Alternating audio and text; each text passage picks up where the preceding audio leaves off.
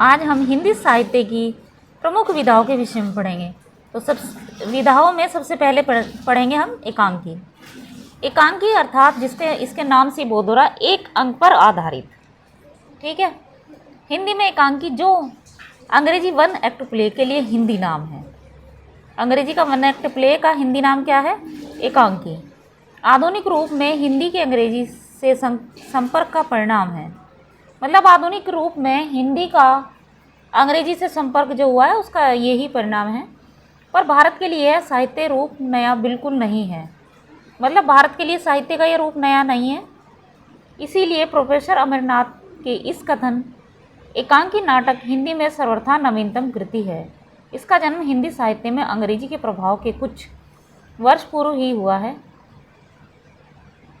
के विरोध में डॉक्टर सरनाम सिंह का कथन है। इसी के विरोध में अमरनाथ जी के कथन के विरोध में किसी ने क्या कहा है फिर? डॉक्टर सरनाम सिंह। उन्होंने भी कहा है कि यह मानना कितना भ्रामक होगा कि हिंदी एकांकी के सामने कोई भारतीय आदर्श ही न था। मतलब जो हिंदी एकांकी थी उसके सामने कोई भारतीय आदर्श नहीं था। ये एक भ्रामक बात है। ये किसने कहा? डॉक्टर सरनाम सिंह ने।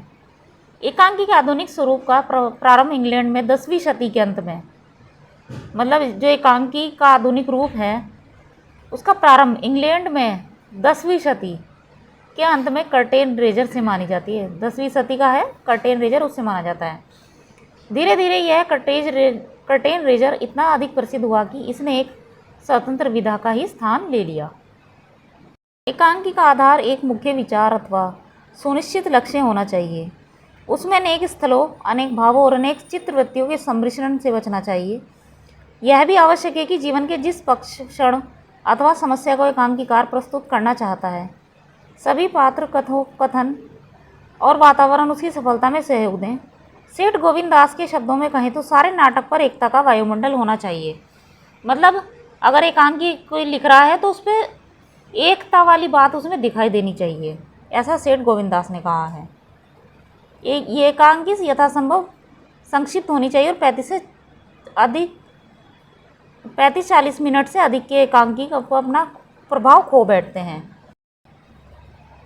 इस संबंध में सेठ गोविंदास ने लिखा है, वही संकलन त्रय कुछ फेरफार के साथ एकांकी नाटक के लिए जरूरी चीज़ है।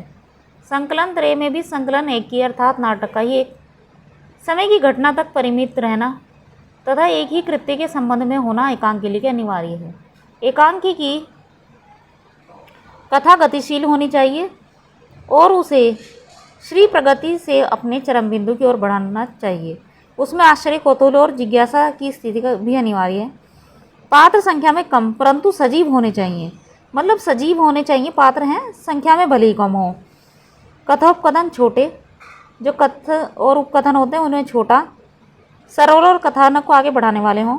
अभिनेता तो किसी भी नाटक और एकांकी का प्राण तत्व है ही।